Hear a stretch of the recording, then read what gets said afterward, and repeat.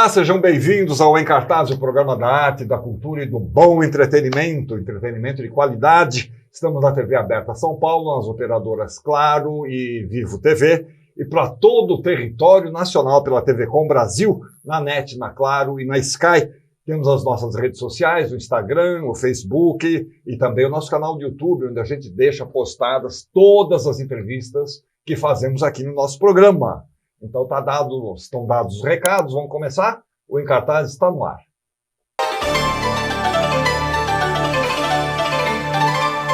Imaginem só, 4 irmãos idosos sofreram um despejo quando eles eram crianças. Agora, 60 anos mais tarde, o terreno do qual eles foram despejados é restituído a eles. Eles precisam se reunir para decidir o que vamos fazer. O que vamos fazer? Felipe Celestino? Muito prazer. Prazer. Muito obrigado por receber aqui. Bom dia, eternidade. Bom dia, eternidade. A narrativa é essa. Quer dizer, eles foram despejados desse terreno quando eram crianças, é isso? Isso. São 4 irmãos. São 4 irmãos que foram despejados ali no começo de 64, na época da ditadura. Exato. Despejados por quê?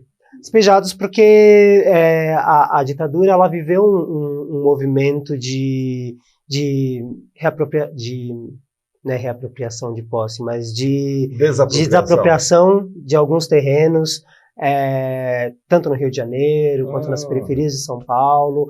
Algumas pessoas foram tiradas de suas casas no movimento de desmobilização das periferias. Eles também na época da ditadura. Então. Exatamente. E aí é assim, o trator chega e derruba tudo sem aviso prévio.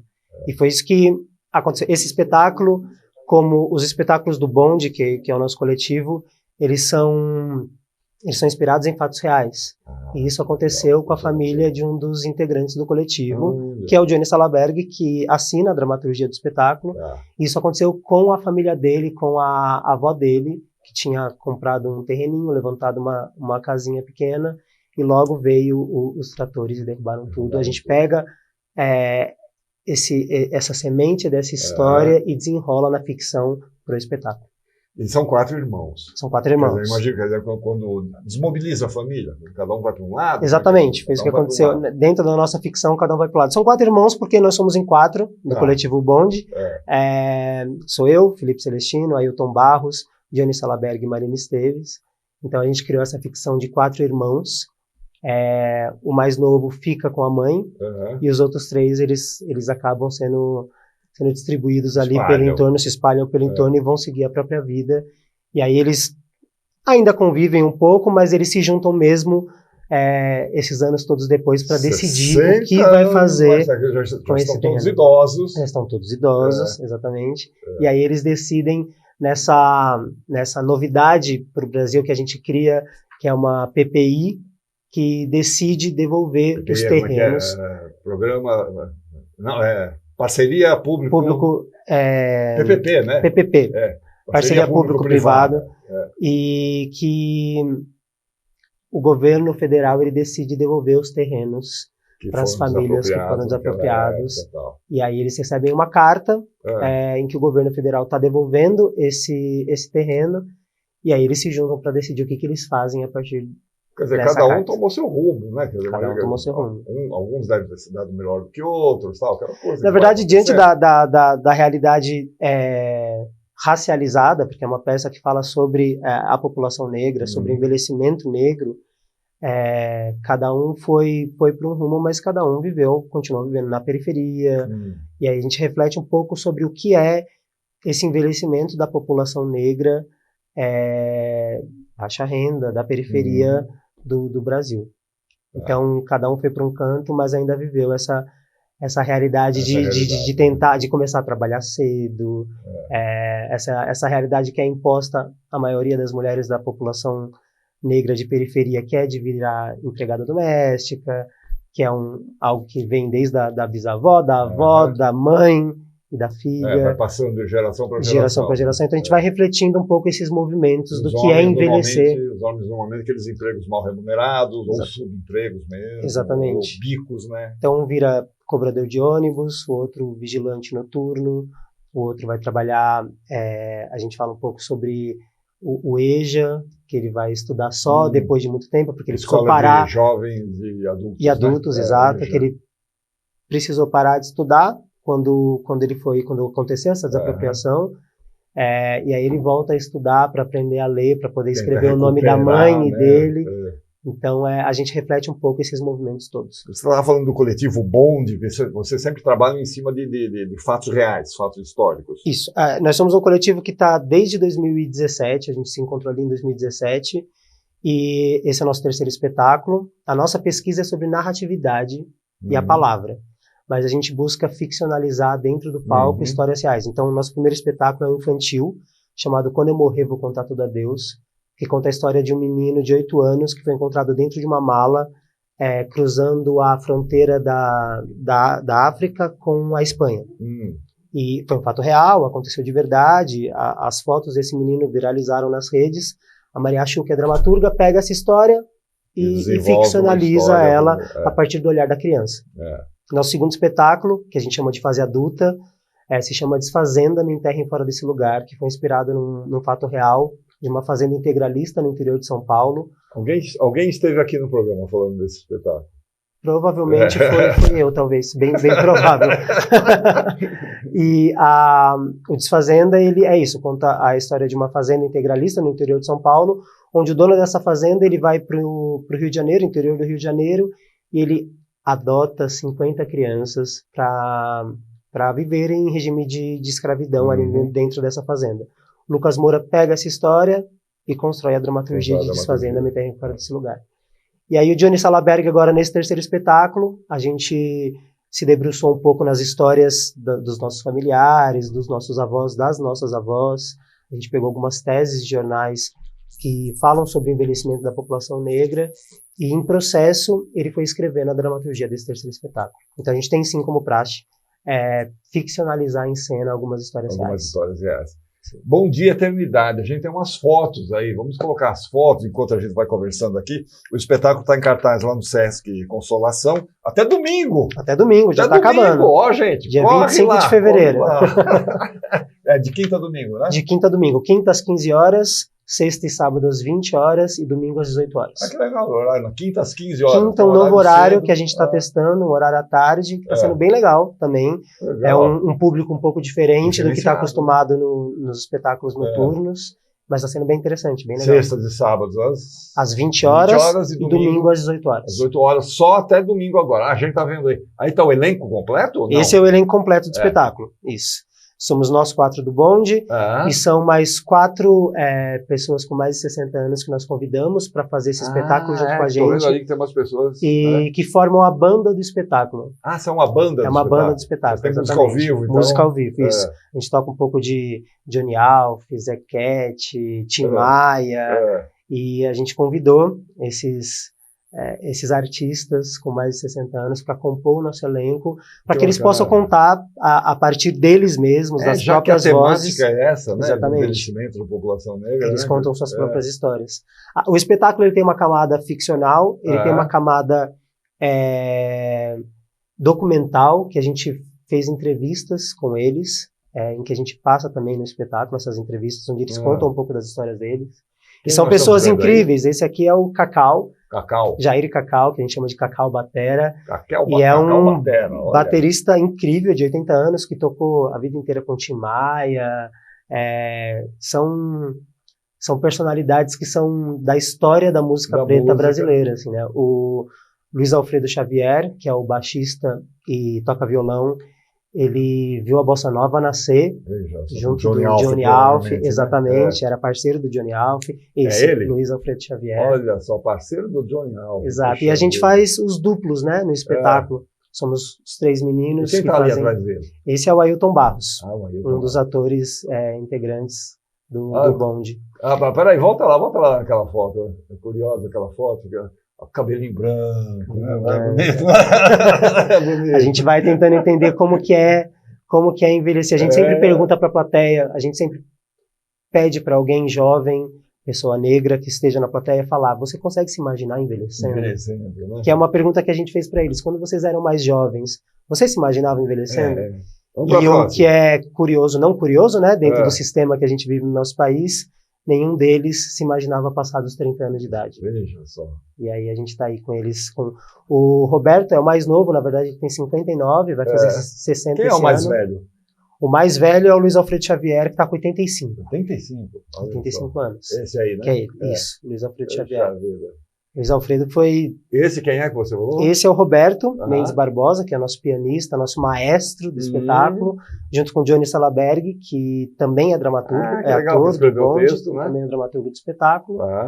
E a gente também tem a Marina Inês e a Marina Esteves, que é nossa atriz também, integrante do Bond. E a Marina Inês, que tem 73 anos de idade, e a cantora do espetáculo. A cantora do espetáculo. É a nossa cantora, exato. E aí, olha que elenco. O elenco completo do Bond. Que elenco bárbaro, rapaz. Nossa Senhora. Tem sido uma experiência incrível. Vocês conheciam já essas pessoas? Vocês foram atrás? Não, a gente foi atrás. A gente montou essa banda.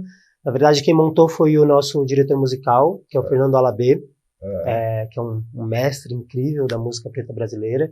E ele juntou essa banda, ele foi formando a partir do que a gente queria dizer com o espetáculo, ele foi convidando essas pessoas e a gente formou essa banda. Agora, estou curiosíssimo aqui. Quer dizer, tudo bem, eles voltam. Opa, recebemos o terreno de volta. Ê, viva! E aí? Qual é a discussão que rola? Deve ter algum conflito, deve ter alguma coisa. O que rola? O que rola é, a gente começa o espetáculo pelo fim. O que a gente chama de finício. Porque finício, a gente começa a gente começa o espetáculo com um grande show, onde a gente toca 3 músicas, celebrando, todo mundo feliz, e a gente fala, tá, pra gente chegar numa utopia em que corpos negros consigam envelhecer dessa forma, felizes, celebrando, que realidade a gente precisa criar no nosso país, como que a gente precisa viver, se relacionar comunitariamente para que a gente consiga fazer com que a velhice, com que as pessoas consigam chegar na velhice de forma digna. Exatamente. Digna, né? E aí a gente começa a contar as histórias das vidas desses artistas e da ficção que a gente criou. A gente vai borrando um pouco de ficção e realidade até a gente chegar no final do espetáculo, onde a gente repete o começo, esse início. E a utopia é exatamente essa, que a terra possa ser devolvida para os nossos, né? Sejam pessoas negras, população negra, sejam a população indígena, que a terra possa voltar para a gente. O que a gente vai fazer a partir daí, a gente não sabe. História. A gente vai precisar, vai precisar viver isso no presente. É a próxima peça. É a próxima peça, é o próximo episódio. Mas aqui a gente mira a utopia em que essas pessoas negras possam envelhecer com dignidade e que o governo ele se responsabilize por tudo que aconteceu no nosso país e essas pessoas consigam recuperar suas terras, sua identidade, sua cultura. Eu imagino, quer dizer, assim como o Johnny Salaberg, né? Esse é o nome dele, isso, né? dramaturgo. Salaberg, dramaturgo. Assim como isso aconteceu com a família dele, deve ter acontecido com muita gente. Sim, né? Isso é uma prática que acontece até hoje, né? Isso aconteceu onde? Foi em São Paulo, no Rio? Foi no Guaianazes. No Guaianazes? No bairro de Guaianazes. Exatamente. Senão que a gente usa a Rua da Verdade. 60 anos atrás, o que devia ser o Guaianazes, né? Exatamente. Então mas é algo que a gente vê até hoje, né? Até hoje. As apropriações o que a gente vê de prédios vazios em São Paulo, com tanta gente morando na rua. Você passa ali pelo centro, um monte de prédios que há décadas estão desocupados. Décadas. A gente sabe que, diante do sistema racista que a gente vive no nosso país, a maioria dessas pessoas são pessoas negras. Então a gente tenta refletir um pouco sobre isso também. Qual é o lugar que é dado para as pessoas negras viverem e como que a gente faz para a gente repensar uma possibilidade digna para que essas pessoas possam ter as suas vidas de forma digna. Tem uma outra questão, quer dizer, não sei se isso continua acontecendo, mas me parece que sim, se não em São Paulo, pelo menos em outras cidades do país, normalmente se construíam aqueles conjuntos habitacionais lá nos Cafundó. As margens, né? As margens, as pessoas tem que pegar 3 ônibus para chegar no centro, porque o trabalho dele é no centro, ele é jogado lá naquele Cafundó que não tinha nem saneamento, nem escola, nem ambulatório, nada, né? O quanto cada medida dessa, ela vai fazendo com que a pessoa... desculpa, que é o caso, por exemplo, da Cidade de Deus, lá no Rio de Janeiro. Exatamente. Né? Dentro de uma das pesquisas que a gente fez, a gente viu uma tese falando que as pessoas negras, elas têm quase 80% mais de chance de ter doenças mentais, doenças de saúde mental, quando envelhecem. seja Alzheimer, seja qualquer tipo de doença mental. E que isso acontece por causa do fato de longos períodos de estresse durante a vida por causa do racismo que elas enfrentam. Então essa realidade de você ser jogado à margem, de você ter empregos insalubres, de você precisar ter transportes públicos, horas dentro do transporte público, tudo isso, todo esse racismo sistêmico, ele vai construindo dentro da pessoa negra um estresse que faz com que na velhice ela possa ter problemas de saúde diversos. Um estresse duradouro, porque isso vai atravessando a vida da pessoa. Exatamente. Então, ela vive, caminha junto com isso. Vive nesse estresse. Né? Bom dia, eternidade. Olha só. Então vamos repetir aqui, é quinta-feira. Quinta-feira, às 15 horas. Sexta e sábado, às 20 horas. E domingo, às 18 horas. Último final de semana. Último final de semana. Vamos correr, gente. Posso só um adendo que esse é o nosso terceiro espetáculo, né? Faz parte de uma trilogia chamada Trilogia da Morte, onde a gente reflete a necropolítica sobre os corpos pretos. Mas a gente quer que esse terceiro espetáculo seja solar. Seja realmente uma celebração à vida, seja uma celebração onde a gente possa honrar, festejar, celebrar esses corpos velhos em vida, que a gente possa homenagear nossos artistas negros em vida, nossas artistas negras em vida. Então ele é um espetáculo muito solar, que a gente convida toda a família para poder assistir e celebrar junto com a gente. Que bonito vocês trazendo esses músicos da velha guarda, vamos dizer assim, a velha guarda negra. São histórias da música popular brasileira, histórias da música preta brasileira, que tão pouco disseminado o nome deles, tão pouco reverenciados, e que a gente quer reverenciá-los em cima do palco e homenageá-los em vida. Eu imagino, inclusive, a satisfação deles de estarem ali. É uma honra, tem sido uma honra. Que bonito, legal, bárbaro. Muito bem, Felipe, prazer te conhecer. Muito obrigado, vocês estão convidados, aliás. Boa sorte para todo mundo lá, manda um abraço para toda essa turma. Pode deixar, manda sim. Devolvo o abraço em nome de todo mundo. Obrigado. Muito obrigado. Deixa eu ver o que temos aqui. Dica de filme! Aqui no Em Cartaz, nós separamos um trailer aí de um lançamento para vocês verem. Vamos dar uma olhada.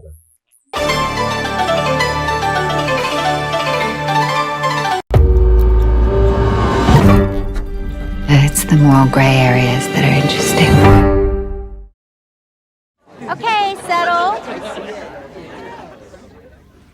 Kimmy, yeah. How do you choose your roles? I want to find a character that's difficult to understand. Why are they like this? Were they born or were they made? I thought you were taller. You look taller on television, but we're basically the same size. Thank you for doing this. Well, I want you to tell the story right, don't I? They're sweet, aren't they? We've been together for almost 24 years now. It's hard to trust that you're going to represent things as they were. What would make a 36-year-old woman have an affair with a 7th grader?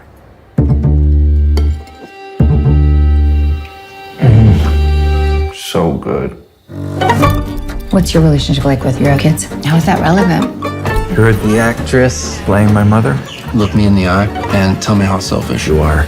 You're different than me. You're a modern woman.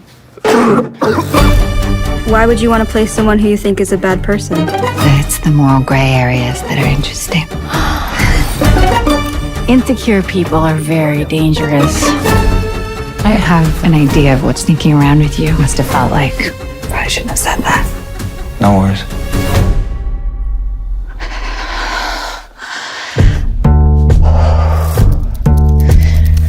What were your expectations? That my children would love me and my life would be perfect. You're a little naive. I am naive. I always have been.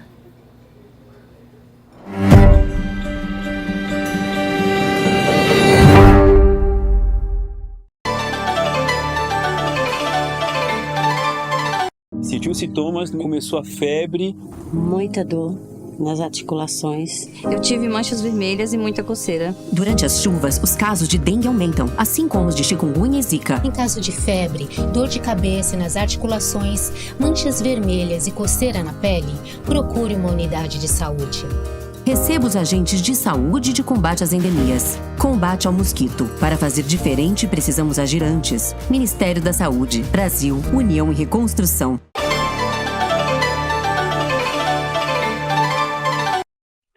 Por que se morre? O que acontece quando se morre? Por que acontecem tantas mortes na vida? Vamos saber aqui com o Rodolfo Amorim. E aí, menino? Tudo bom? Tudo bem. Galo Índio? Galo Índio também. Peça que você fez com o Janot. Com o Janot, foi. Uns 4, 5 anos atrás já? Foi, a estreia foi em 2018. 18. E de uma forma curiosa, ela foi o mote para a construção dessa nova peça. Desse espetáculo que chama Aqui Tem Vida Demais, que é um espetáculo que fala da morte e que tem esse título, Aqui Tem Vida Demais. É porque para a gente era muito complicado tentar definir o que é a morte, ou colocar um caráter de uma filosofia ou de uma religião. Então a forma de falar da morte foi olhando para a vida.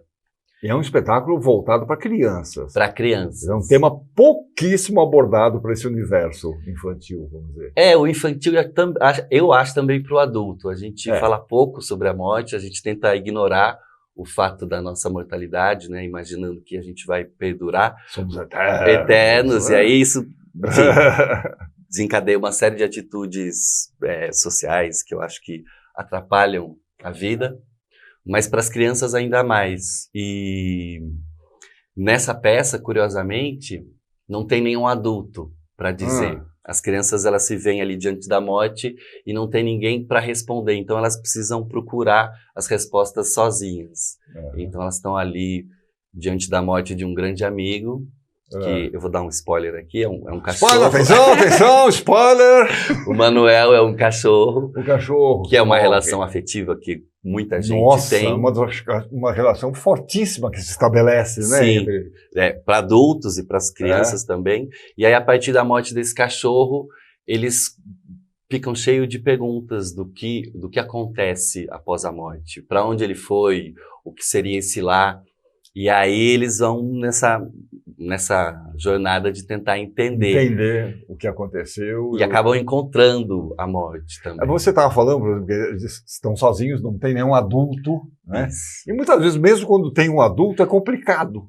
Como você passar para a criança o que aconteceu, qual é o significado daquilo. Sim, e em geral a gente tem um silêncio, né? Os adultos acabam apartando as crianças desse momento e tal, né? E isso está mais do que comprovado que não anula a existência da morte, né? Claro, e aí a criança começa a formular sozinha com os materiais que ela tem. E às vezes isso pode ser, certamente isso sempre é muito prejudicial, né? Quando não se fala, claro que cada um tem, não dá para ser tão aberto, mas iniciar uma conversa e deixar que a criança fale, coloque as suas inquietações também, eu acho que o caminho mais saudável para a gente lidar com a morte como parte da vida. Como parte da vida. A dramaturgia do Bruno Canabarro. Bruno Canabarro. Quer dizer, a partir dessa ideia de que vamos falar sobre a morte para a criança, ele foi desenvolvendo essa dramaturgia. Ele e a Bruna,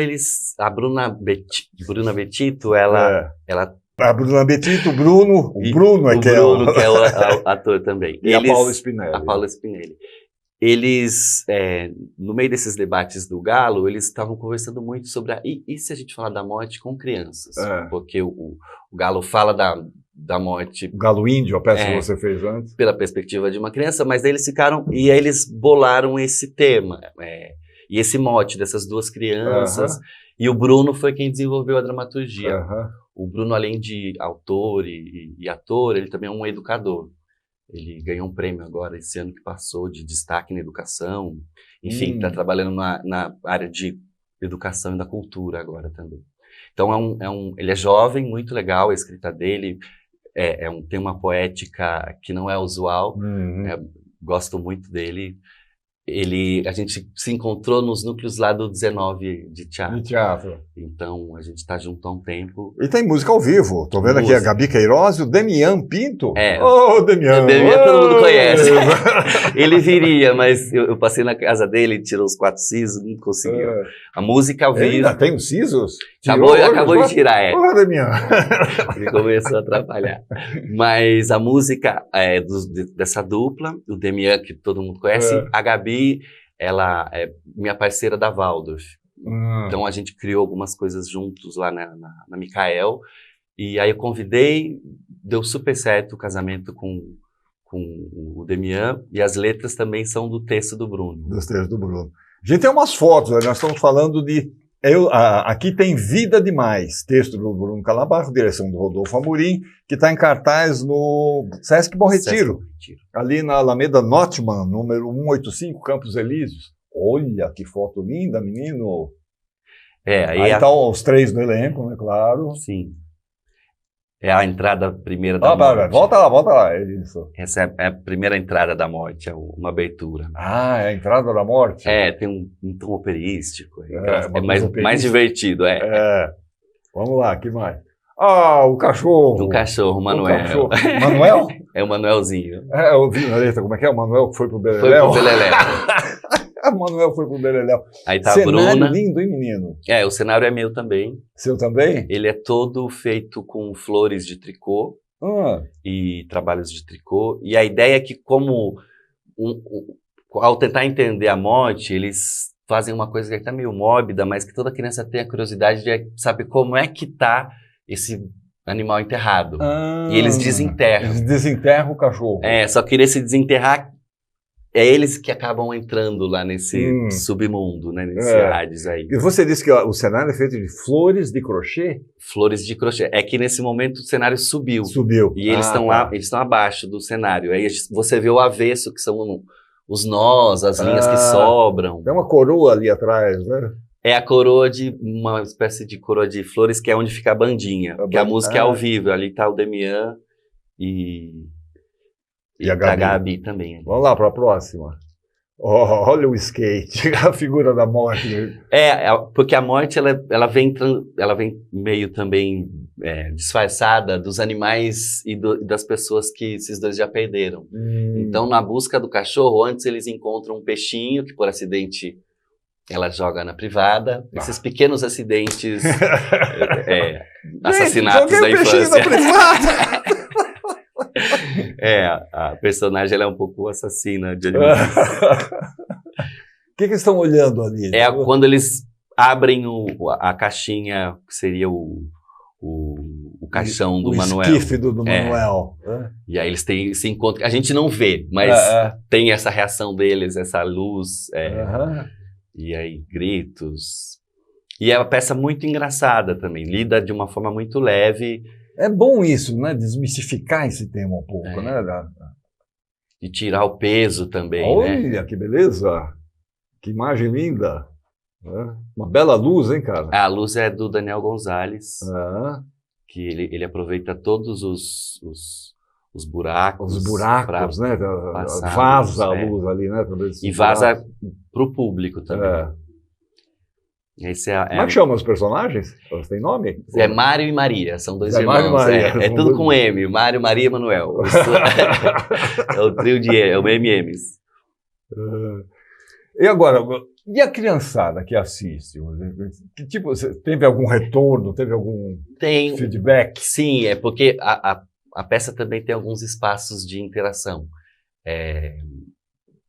Por exemplo, eles têm que elaborar uma lápide, e são as crianças que sugerem. E vocês pedem para... uma sugestão do que colocar nessa lápide. O que escrever ali. E aí vem, às vezes, muita gente fala hippie, hippie, Manuel. Eles estão com a coisa do Rest in Peace forte na cabeça. Mas aí vem algumas palavras, umas frases bem tocantes, assim. E tem um momento em que a Maria, que é acusada, né, de matar tantos animais... Ela fala de se alguém... Ela que jogou o peixe por acidente. Porra, Maria, pobrezinha. Mas ela pergunta para as crianças e se alguém já perdeu alguma coisa também. E aí vem coisas, às vezes, é uma palavra, né? Alguém fala vó, alguém fala mãe, e aí é sempre dá essa dosagem também, porque a peça, ela é leve, ela é engraçada, mas tem momentos de uma sutileza. Sempre você está falando de perdas, né, Sim. de modo geral, né? Isso, né? E aí tem aquele momento que toca, assim, não só no texto e na cena, mas também com a participação das crianças. E no fim é uma festa, assim, é isso que é bonito também, né? Tem a gente brinca também com essa imagem da festa do Dia dos Mortos, né? Dessa estética da banda, porque é uma festa, é uma celebração também à vida, né? E aí no final as crianças estão ali todas, e aí a gente tem uns retornos pós-peça, né? De crianças que perderam animais, perderam familiares, que começam a falar sobre. Então é muito bonito também ter esse retorno. Esse retorno, né? Porque perda todo mundo tem na vida, né? A vida tem isso, né? Sim. Isso é inevitável, né? Então, como lidar com isso, né? E de uma forma como absorver esses golpes, né? Isso está na peça, assim. A gente tenta não definir nada. Fica tudo em aberto. Porque aí eu acredito que quem está, os pais ou quem cuida da criança, quem está acompanhando a criança, pode começar uma conversa a partir desse espetáculo. Não é uma peça que diz o que vai acontecer, porque a gente não tem... Seria uma pretensão absurda. Absurda, né? Então a gente gosta de dar esse passo para que se inicie a conversa. Aliás, acho que isso é uma característica muito legal do teatro infantil, quando ele consegue fazer isso. Quer dizer, ele consegue levantar um tema que depois a criança pode conversar com os pais em casa, ou quando está voltando para casa, sobre aquilo que foi visto, né? Isso é muito legal. E tem níveis de perda, né? A gente coloca até perdas de objetos, de brinquedo, para a gente ir começando a entender e associar. E nessa parte mais sutil, eu acho que teve também que você falou do Janot, né? O trabalho do Janot, que foi importante. Antônio Januzelli, Eco Janot, um abraço para você. O professor, o mestre, para dar esse peso também, né? Que esses momentos precisam. Então, o trabalho do Janot é esse de tirando as camadas, né? Tirando as coraças. E isso foi muito importante para a peça também, de ter essa qualidade. Ela é muito ágil, mas aí tem um momento que aterra e vem essa transparência, essa sutileza aí. Vamos ver um trechinho? Nós temos aí um trecho, nós estamos falando do Aqui Tem Vida Demais, em cartaz lá no Sesc Bom Retiro. Até quando? Até dia 3 de março. Dia 3 de março. Aos domingos, ao meio-dia. Isso. Domingos ao meio-dia no Sesc Bom Retiro. Crianças até 12 anos não pagam. Opa, crianças até 12 anos não pagam. Cadê o trechinho pra gente ver?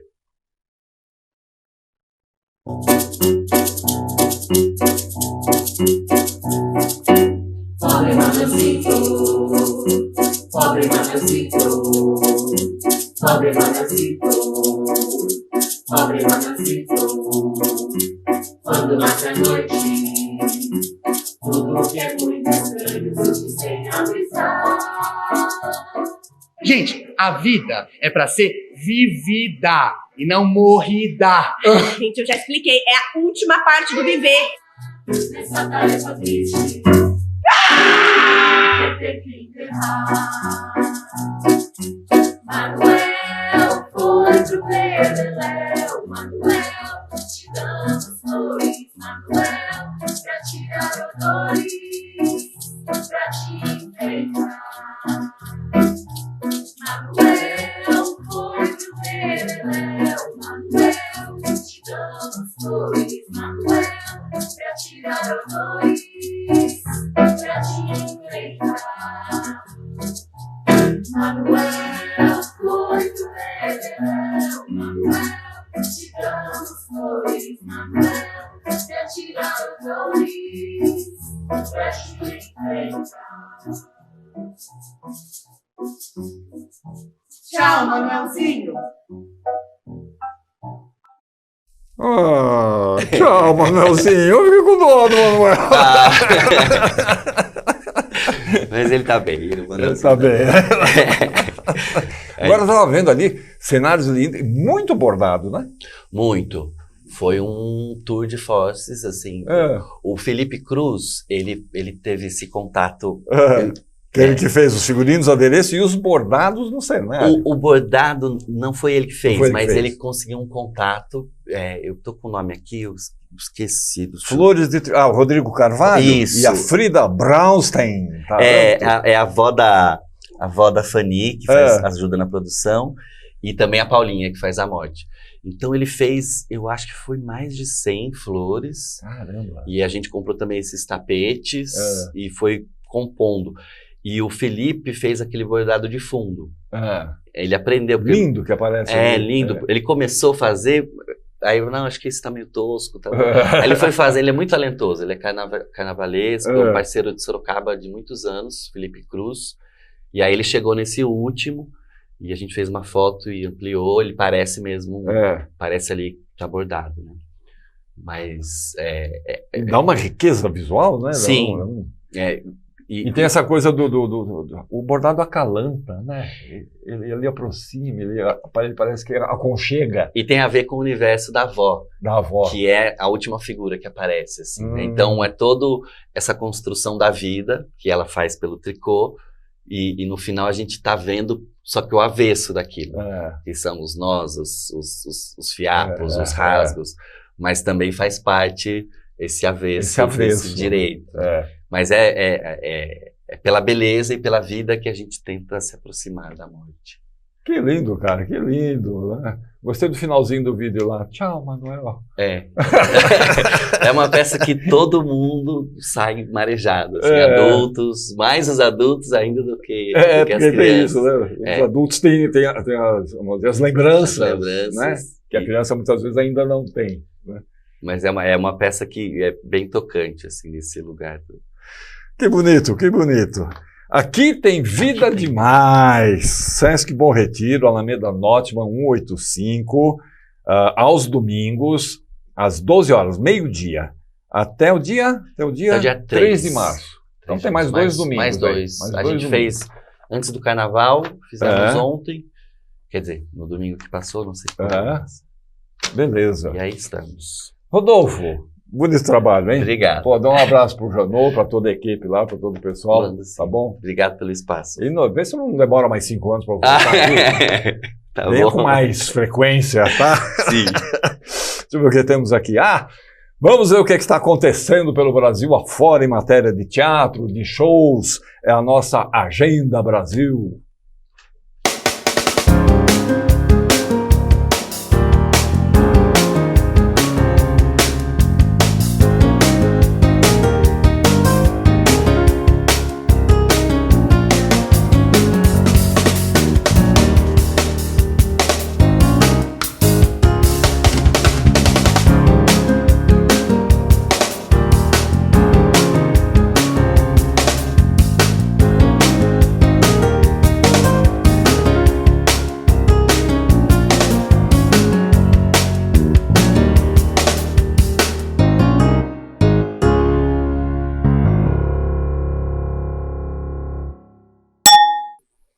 Você já ouviu falar no Harvey Milk?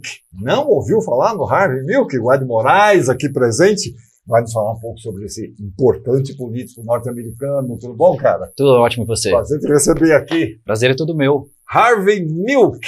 Exatamente. Fala, quem era esse Harvey Milk? Quem foi? Bom, Harvey Milk foi uma figura muito importante na luta pela diversidade, na luta pelo direito do movimento LGBT.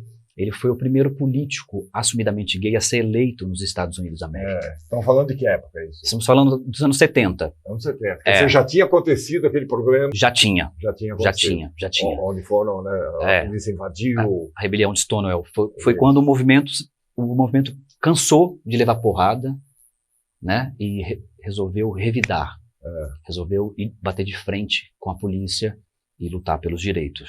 E ele foi o primeiro deputado assumidamente gay. Na verdade, nos Estados Unidos, ele era supervisor, que é parecido com um vereador aqui. Então, ele é responsável por uma parte do distrito. Né? Então, ele era chamado do prefeito do Distrito 5, de Castro, em São Francisco. Então ele ficou muito conhecido como um líder do movimento LGBT, uma pessoa que lutava pelos direitos. Mas antes dele lutar pelos direitos LGBT, ele foi um cara muito importante no engajamento com os sindicatos. Então ele lutava também pelos imigrantes, entende? Pelos trabalhadores. A causa LGBT entra depois na vida do Harvey. Entra um pouco mais tardio. Mas ele fica mais conhecido justamente pela luta LGBT. Por ser principalmente o primeiro político assumidamente gay a ser eleito. E também aquele momento, né? E o momento que a luta começava a sair do armário, vamos dizer assim. Bom, a luta, né? São Francisco virou o que virou hoje, essa potência, graças a esse momento. A partir disso.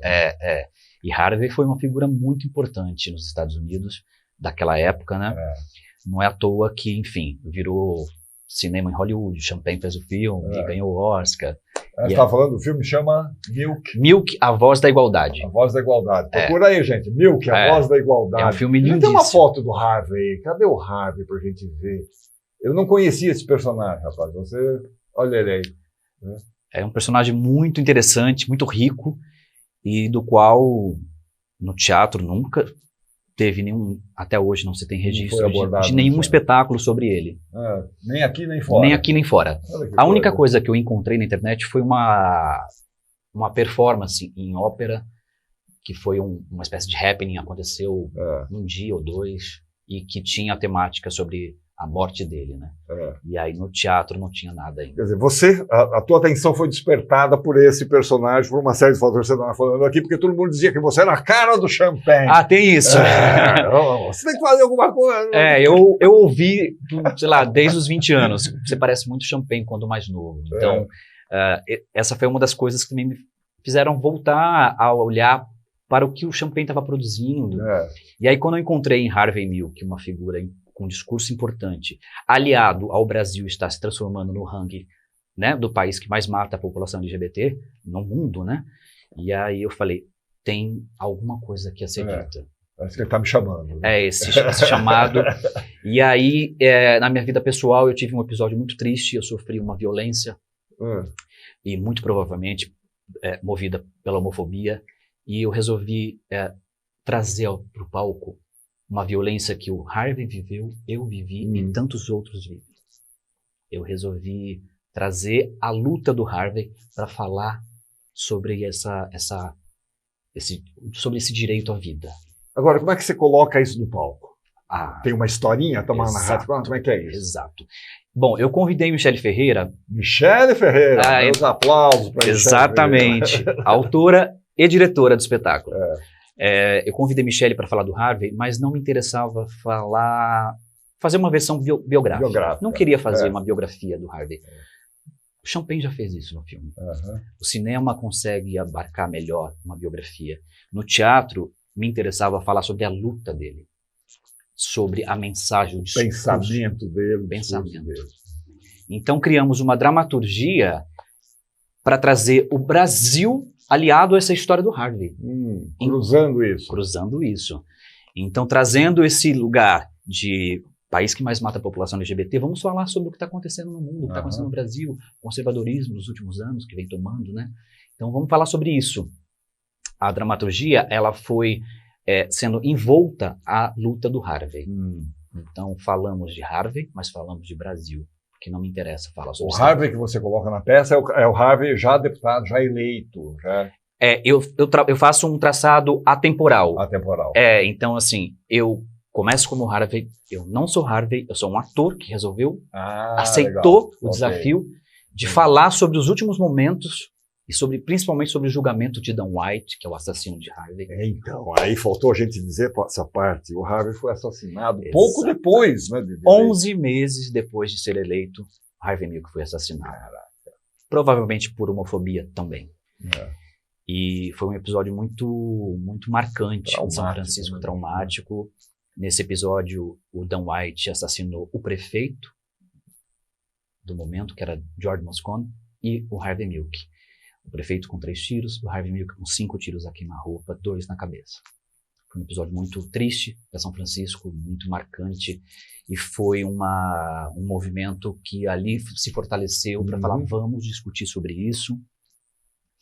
E, portanto, o Harvey ganhou também a notoriedade pela morte.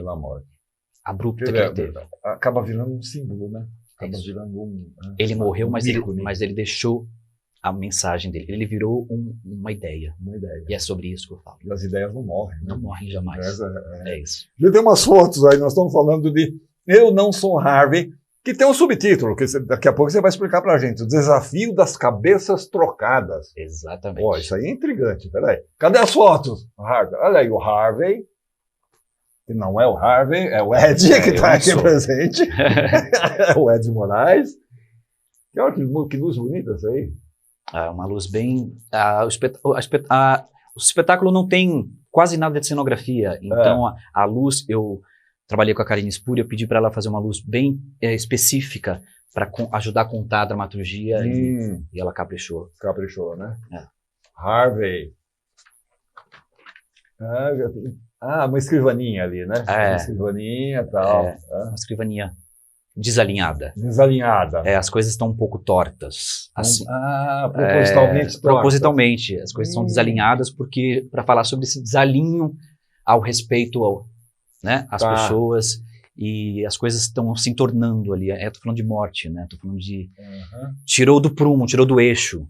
Certo. E legal essa ideia para a cenografia. Márcio Macena, que fez a cenografia, fez uma coisa lindíssima, uma coisa simples, mas funcional. E eu resolvi fazer um espetáculo sem grandes cenários. Perfeito. Agora me fala, então, o Desafio das Cabeças, olha que bárbaro isso aí. Esse subtítulo, ele remete justamente à proposta de, a todo instante, o espetáculo brinca entre ser Harvey e não ser. Eu não sou Harvey, eu sou um ator que aceitou o desafio. Essas são as cabeças trocadas. Essas são as cabeças, porque eu fico transitando por ser ou não, e a todo instante trazer. Eu sou um ator que estou num palco e eu vou contar uma história para vocês, e de repente, sem deixar muito definido, eu já viro o Harvey. Borra um pouco a fronteira ali, exatamente. Exatamente. De repente, quando você viu, já não é mais você, é o Harvey. De repente, quando você vê, voltou a ser você. Então, cabe ao público olhar e ver, afinal, é ou não o Harvey aí? E a todo instante eu trago, eu não sou Harvey, para as pessoas lembrarem. E aí tem esse distanciamento, e que é muito gostoso de brincar. Trabalhar isso. É uma delícia. Gente, tem uns trechinhos aí. Vamos pedir o primeiro trechinho. O Eu Não Sou Harvey, o Desafio das Cabeças Trocadas. Você está fazendo lá no Centro Cultural São Paulo, até o dia 3 de março. Exato. Quinta a sábado, às 8 da noite, domingo às 7. Ingresso é gratuito. Exatamente. Essa temporada em São Paulo, eu resolvi fazer ingressos gratuitos para que todo mundo possa ver. Centro Cultural São Paulo, na Rua Vergueiro 1000, ali no metrô Vergueiro, na boca do metrô, né, ao lado do metrô. Colado. Vamos ver o primeiro trecho aí do Eu Não Sou Harvey. Música, música, música!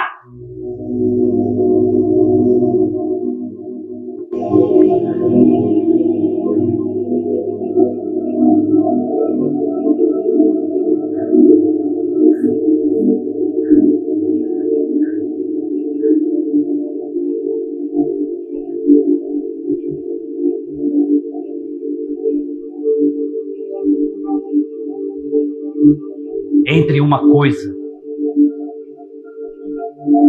e outra, existe uma ligação. Porque tudo tem ligação com tudo. Então talvez eu seja um traço. Eu não vou te esquecer, Jack. Talvez a sua imagem seja a última a passar pela minha cabeça, antes dela estourar em bilhões de neurônios incandescentes e a manchar as paredes do meu gabinete que você achava um horror. O que o senhor comeu no jantar 24 horas antes de matar Harvey Milk? Então, a gente está vendo aí a tua interpretação, você mergulhou, você pegou com gana esse personagem. Exatamente, eu mergulhei mesmo assim, e O monólogo exige também essa vitalidade, essa força, principalmente numa sala de 320 lugares, como a Jardel Filho. Então eu agarrei... Pode falar. Agarrei esse personagem com todas as forças, e inclusive com uma vitalidade que precisa para falar sobre esse brutal assassinato, né? E a Michelle, a dramaturgia, vocês foram construindo meio que em conjunto? Ah, sim. Eu fui pesquisando a fundo o universo sobre o Harvey Milk, o que estava acontecendo no contexto histórico, e aí eu trouxe a Michelle aliado a... O Jean Willis foi uma pessoa muito importante nesse processo. Jean Willis. Quando eu resolvi falar sobre Harvey Milk, eu procurei o Jean Willis, eu falei, eu preciso que você esteja do meu lado. Para mim, você é o Harvey Milk no Brasil. Tá. E aí eu trouxe o Jean, e ele me trouxe, inclusive, todas as ameaças que ele estava vivendo. Tudo isso foi material para falar sobre a violência. Foi te abastecendo. Exato.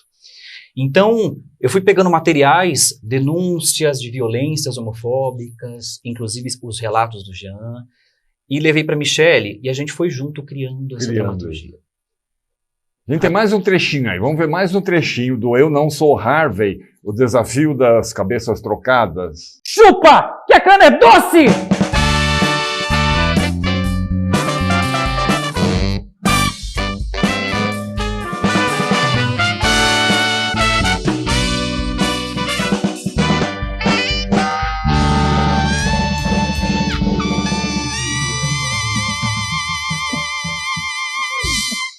Chupa, que a cana é doce!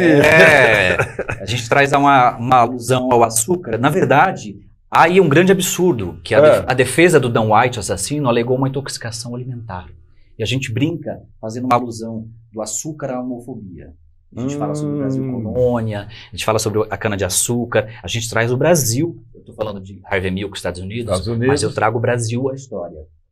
Nossa história toda. Quer dizer, ele alega uma intoxicação alimentar. Sim, essa foi a defesa. Ele matou o cara porque ele estava com intoxicação alimentar. Exato, foi o açúcar refinado. Então a gente faz uma alusão ao açúcar refinado, à homofobia. E aí é uma dramaturgia riquíssima que a Michelle foi construindo, junto aos fatos reais. Que bárbaro, rapaz. Pô, uma oportunidade impressionante da gente conhecer um pouco mais sobre o Harvey Milk, que pouca gente no Brasil conhece. Exatamente, aproveitando, a gente está em temporada aqui em São Paulo, até 3 de março, mas em março eu já emendo o Rio de Janeiro. Já vai para o Rio de Janeiro? Dia 8, já tem data, de 8 a 31 de março, Teatro Municipal Café Pequeno, no Leblon, de sexta a domingo. Então a partir de 8 de março. 8 de março, já tem São Paulo até dia 3, exato. E de 8 a 31 de março, Teatro Café Pequeno.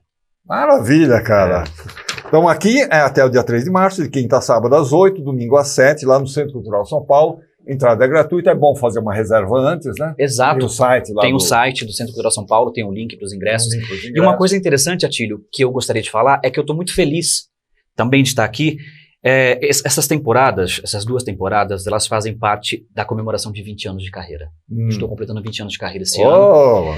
E aí, eu tive o privilégio de lançar 2 séries no Globoplay recentemente, que é o Betinho, no Fio da Navalha, e o Notícias Populares, que é sobre o jornal Notícias Populares. Exato. Que espremia, saía. Exatamente. Então, eu acabei de lançar 2 séries pelo Globoplay e estou em cartaz em São Paulo e já emendo Rio de Janeiro.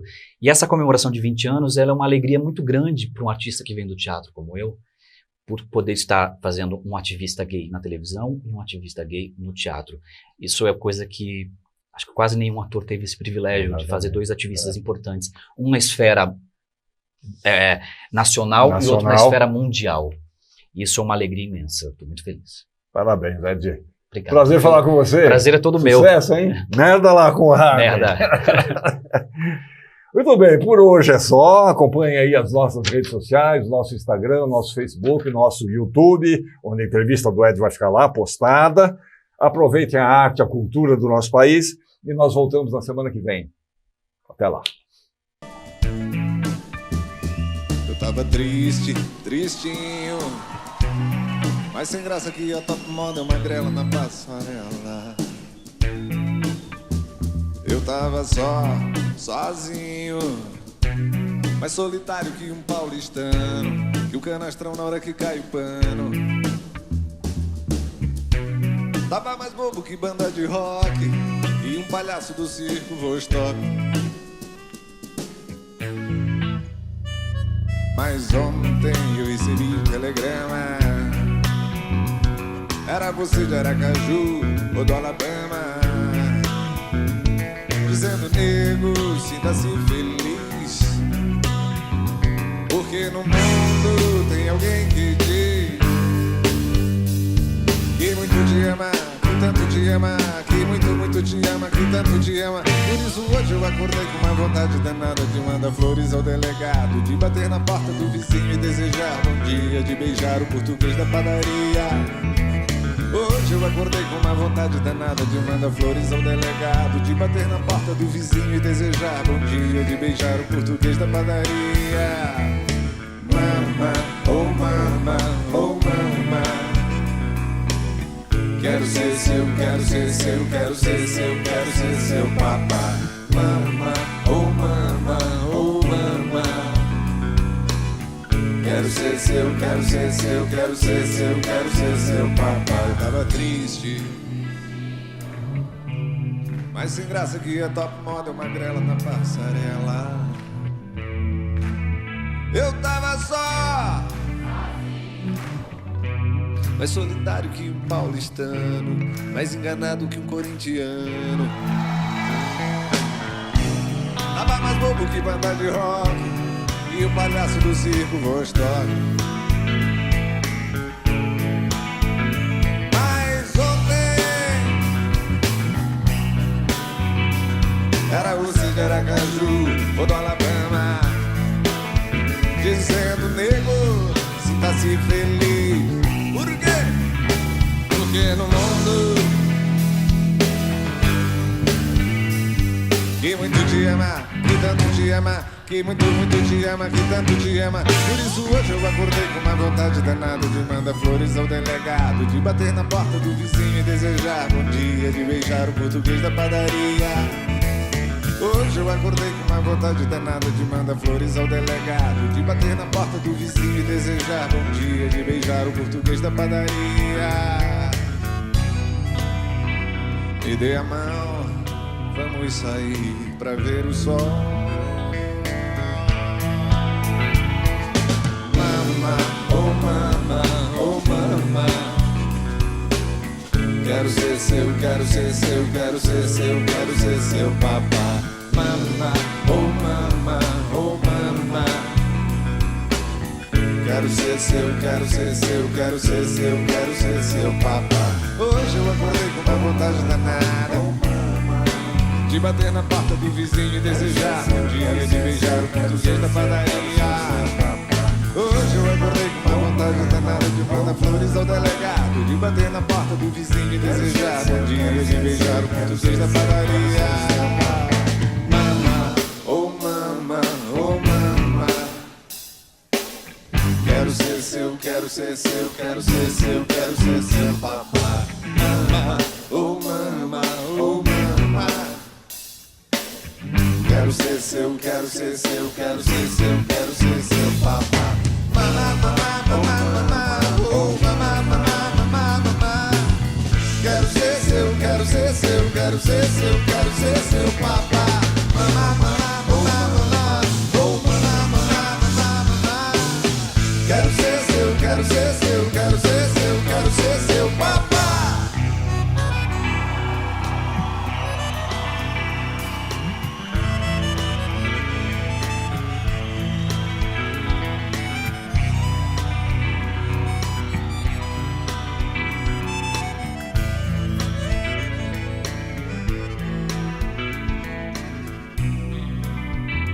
Me dê a mão, vamos sair pra ver o sol.